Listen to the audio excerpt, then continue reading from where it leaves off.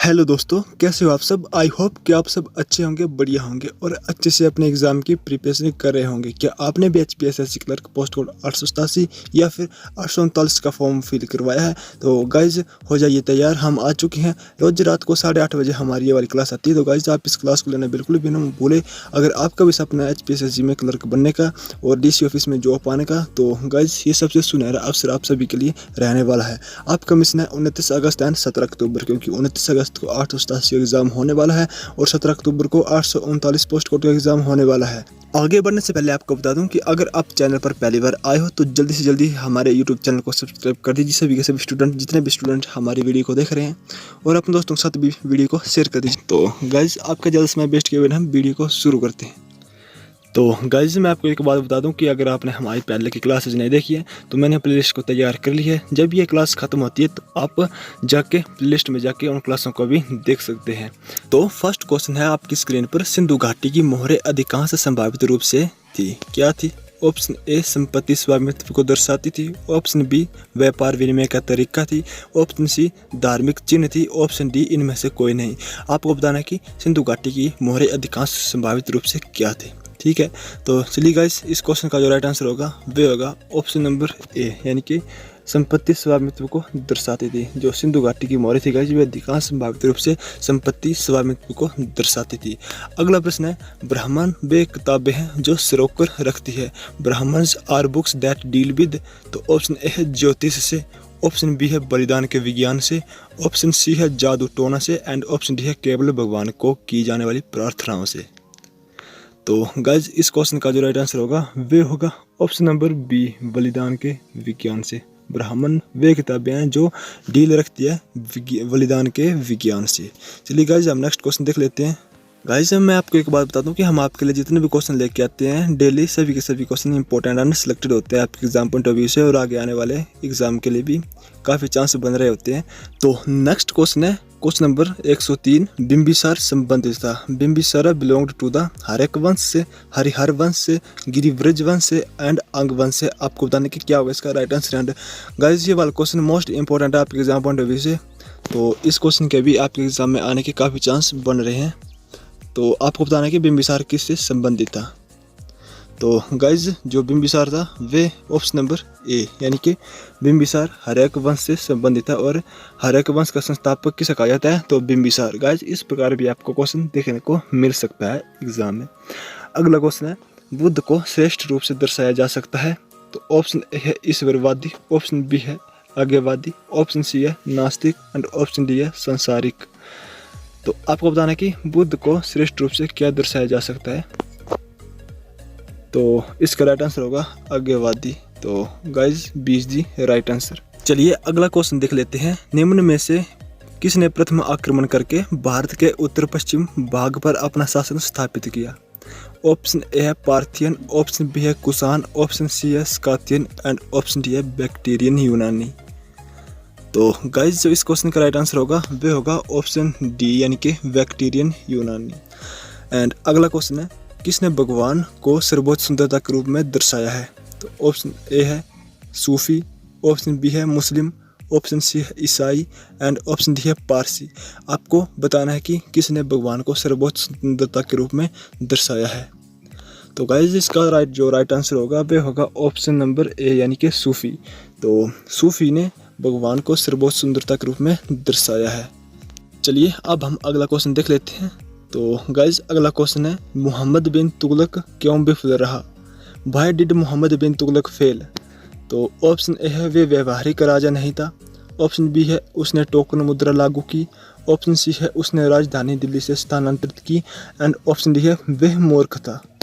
आपको बताना है कि मोहम्मद बिन तुगलक क्यों विफल रहा।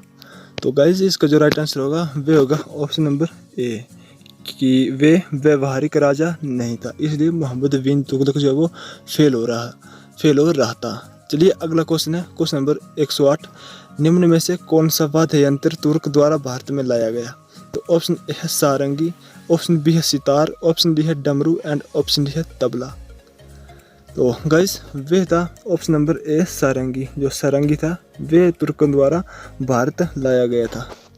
चलिए गाइज अगला क्वेश्चन देख लेते हैं। तो अगला क्वेश्चन है कि भारत का मुख्य प्रधान मसाला उत्पादन वाला प्रदेश कौन सा है। ऑप्शन ए है मालाबार, ऑप्शन बी है कोचीन, ऑप्शन डी है हिंदुकुश एंड ऑप्शन डी है कालीकट।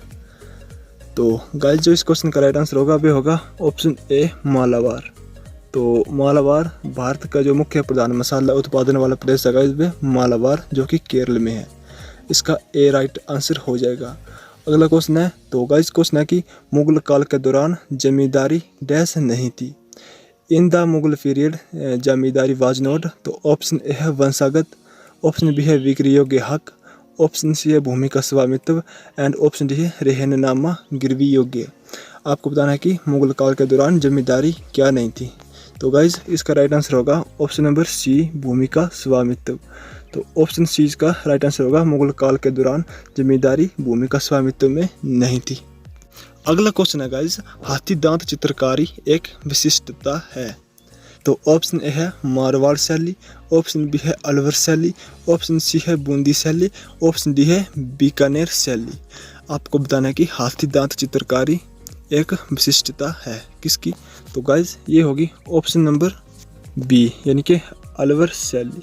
जो हाथी दांत चित्रकारी है गाइस वे अलवर शैली की एक विशिष्टता है। चलिए गाइस अगला क्वेश्चन है मोस्ट इंपोर्टेंट क्वेश्चन है गाइस। तो अगर आप नोटबुक लेके और पेन लेके बैठे हुए हैं तो इस क्वेश्चन को जरूर नोट करिएगा। अगर आपको नहीं आता है तो गाइस क्वेश्चन है कि स्वामी दयानंद सरस्वती का मूल नाम क्या था। ऑप्शन ए है उदय शंकर, ऑप्शन बी है मूल शंकर, ऑप्शन सी है Shiv Shankar and option D है देवप्रिय। तो गाइस जो इस क्वेश्चन का राइट आंसर होगा वह होगा ऑप्शन बी मूलशंकर। मूलशंकर इसका राइट आंसर होगा। स्वामी दयानंद सरस्वती का जो मूल नाम था वह मूलशंकर था। गाइस एंड आपके लिए आज का होमवर्क रहेगा कि स्वामी दयानंद सरस्वती ने किसकी स्थापना की थी और कब की थी। आपके लिए ये होमवर्क है। आप इस क्वेश्चन का जो राइट आंसर है वे कमेंट बॉक्स में कमेंट करें। अगर आपको आता है तो गाइस जरूर कमेंट करना। अगर आपको नहीं आता है तो अभी सर्च वगैरह करके जरूर कमेंट करिएगा ताकि आपको ये क्वेश्चन कभी नहीं भूल सके। चलिए अगला जो क्वेश्चन है क्वेश्चन नंबर 113। तो क्वेश्चन है कि थियोसॉफिकल सोसाइटी कहाँ स्थापित हुई। तो गाइज ऑप्शन है कलकत्ता, ऑप्शन बी है न्यूयॉर्क, ऑप्शन सी है शिकागो एंड ऑप्शन डी है मद्रास। तो इस क्वेश्चन का जो राइट आंसर होगा गाइज वे होगा ऑप्शन बी न्यूयॉर्क। जो थियोसॉफिकल सोसाइटी है वे न्यूयॉर्क में स्थापित हुई थी। अगला क्वेश्चन है कब बॉम्बे में प्रथम भारतीय राष्ट्रीय कांग्रेस बैठक हुई थी। ऑप्शन ए है 1885, ऑप्शन बी है 1886, ऑप्शन सी है 1847 एंड ऑप्शन डी है 1896। आपको बताना है कि कब बॉम्बे में प्रथम भारतीय राष्ट्रीय कांग्रेस की बैठक हुई थी। तो गाइज ये हुई थी ऑप्शन ए 1885 में। चलिए अब हम अगला क्वेश्चन देख लेते हैं गाइज। तो अगला क्वेश्चन है मोस्ट इंपोर्टेंट क्वेश्चन है गाइज। सभी क्वेश्चन तो आप जरूर नोट कर लीजिए अगर आपको नहीं आते हैं तो। क्वेश्चन है कि अभिनव भारत समाज की स्थापना की गई थी। तो किसके द्वारा की गई थी। ऑप्शन ए है सास बिहारी बोस, ऑप्शन बी है केटी तेलंग, ऑप्शन सी है सावरकर बंधु एंड ऑप्शन डी है लाला लाजपत राय। तो गाइज ये की गई थी ऑप्शन नंबर सी यानी कि सावरकर बंधु द्वारा अभिनव भारत समाज की स्थापना की गई थी। चलिए अब हम अगला क्वेश्चन देख लेते हैं। तो अगला क्वेश्चन है कि निम्न में से कौन सी पर्वत श्रेणी कश्मीर घाटी तथा सिंधु घाटी को अलग करती है। ऑप्शन ए है शिवालिक पर्वत श्रेणी, बी है पीर पंजाल पर्वत श्रेणी, सी है धौलाधार पर्वत श्रेणी और डी है वृहद हिमालय पर्वत श्रेणी। तो गाइज इस क्वेश्चन का राइट आंसर होगा ऑप्शन डी वृहद हिमालय पर्वत श्रेणी। तो जो वृहद हिमालय पर्वत श्रेणी है वे कश्मीर घाटी को सिंधु घाटी से अलग करती है। गाइज चलिए अब हम अगला क्वेश्चन देख लेते हैं। तो अगला क्वेश्चन है जो इलायची पहाड़ियाँ हैं गाइज वे किस नाम से जानी जाती है। ऑप्शन ए है पलानी पहाड़ियाँ, बी है येलागिरी पहाड़ियाँ, सी है अन्नामलाई पहाड़ियाँ एंड डी है नीलगिरी पहाड़ियाँ। गाइज इस क्वेश्चन का जो राइट आंसर होगा वह होगा ऑप्शन ए पलानी पहाड़ियाँ। इलायची पहाड़ियाँ को पलानी पहाड़ियाँ के नाम से जाना जाता है। अगला क्वेश्चन है गंगा नदी के दाएं किनारे की सबसे महत्वपूर्ण सहायक नदी है कौन सी है। ऑप्शन ए है यमुना, ऑप्शन बी है घाघरा, ऑप्शन सी है गंडक, ऑप्शन सी डी है कोसी। तो गाइज जो गंगा नदी के दाएं किनारे में एक महत्वपूर्ण सहायक नदी है वह है ऑप्शन ए यमुना नदी। इसका राइट आंसर हो जाएगा ऑप्शन नंबर ए यमुना। चलिए गाइज हम अगला क्वेश्चन देख लेते हैं 119। क्वेश्चन है कि पश्चिमी विक्षोभ का निर्माण होता है। ऑप्शन ए है भूमध्य सागर पर, ऑप्शन बी है हिंद महासागर पर, ऑप्शन सी है अरब सागर पर एंड ऑप्शन डी है बंगाल की खाड़ी पर। आपको बताना है कि पश्चिमी विक्षोभ का निर्माण कहाँ होता है। तो इस क्वेश्चन का जो राइट आंसर होगा गाइज वे होगा ऑप्शन ए, भूमध्य सागर पर पश्चिमी विक्षोभ का निर्माण होता है।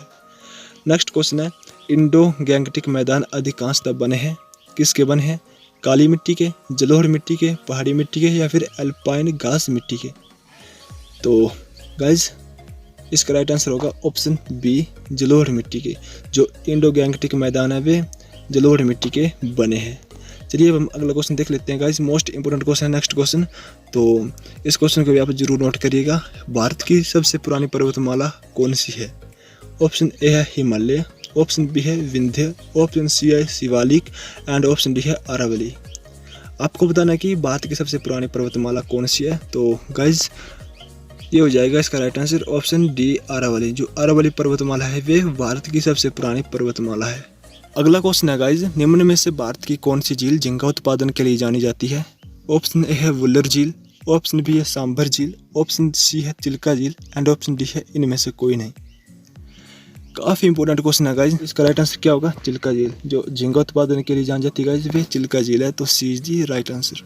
अगला क्वेश्चन है कि क्या हटाने के लिए काष्ठ की पकाई की जाती है? ऑप्शन ए है रंग, ऑप्शन बी है छाल, ऑप्शन सी है आर्द्रता, ऑप्शन डी है कटे हुए भाग। तो गाइज आर्द्रता हटाने के लिए काष्ठ की पकाई की जाती है। तो इसका राइट आंसर होगा सी। तो अगला क्वेश्चन है, निम्न में से भारत का कौन सा बांध विश्व का सबसे उच्च गुरुत्व बांध माना जाता है? भांकड़ा नंगल बांध, ऑप्शन बी है हीराकुंड बांध, ऑप्शन सी है नागार्जुन सागर बांध एंड ऑप्शन डी है कोसी। आपको बताना है कि भारत का कौन सा बांध है जो विश्व का सबसे उच्च गुरुत्व बांध माना जाता है। तो गाइज वे होगा ऑप्शन ए, भांकड़ा नंगल बांध।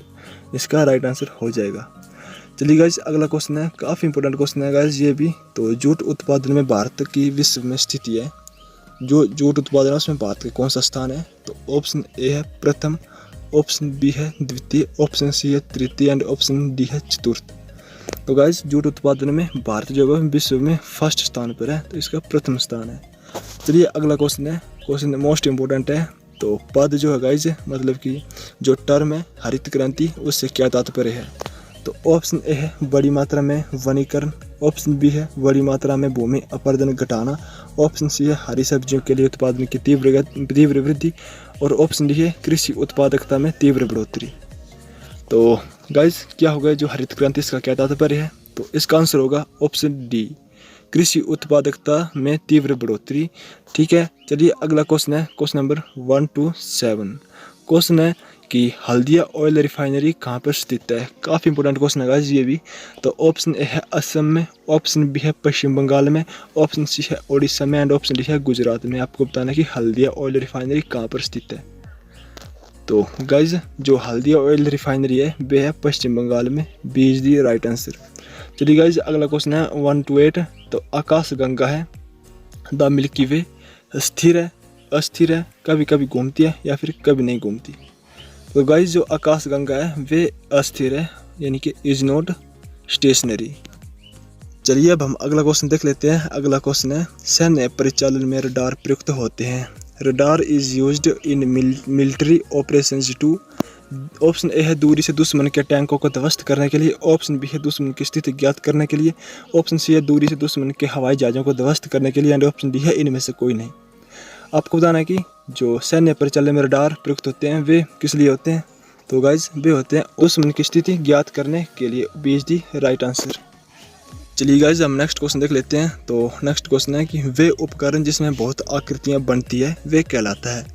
तो क्या कहलाता है? ऑप्शन ए है माइक्रोस्कोप, ऑप्शन बी है कैलिडास्कोप, ऑप्शन सी है एपिडायोस्कोप एंड ऑप्शन डी है पेरिस्कोप। आपको बताना है कि वे कौन से उपकरण है जिसमें बहुत सी आकृतियाँ बनती है। तो गाइज चलिए मैं आपको बता देता हूँ कि वे कौन से उपकरण है। तो वे है ऑप्शन नंबर डी, पेरिस्कोप। वे पेरिस्कोप है गाइज जिसमें बहुत सी आकृतियाँ बनती है और उसे हम पेरिस्कोप कहते हैं। तो गाइज ये थी एक आपके लिए मोस्ट इंपोर्टेंट वीडियो। हमें लगता है कि वीडियो यहाँ पे समाप्त कर देनी चाहिए क्योंकि वीडियो काफ़ी लंबी हो चुकी है गाइज।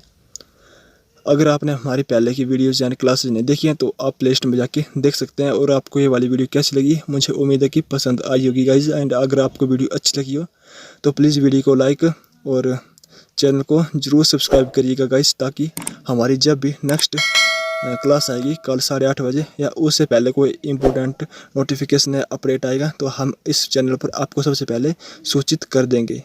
गाइस चलिए फिर अब हम आपको मिलते हैं नेक्स्ट इम्पोर्टेंट वीडियो में। तब तक जय हिंद, जय भारत, वंदे मातरम।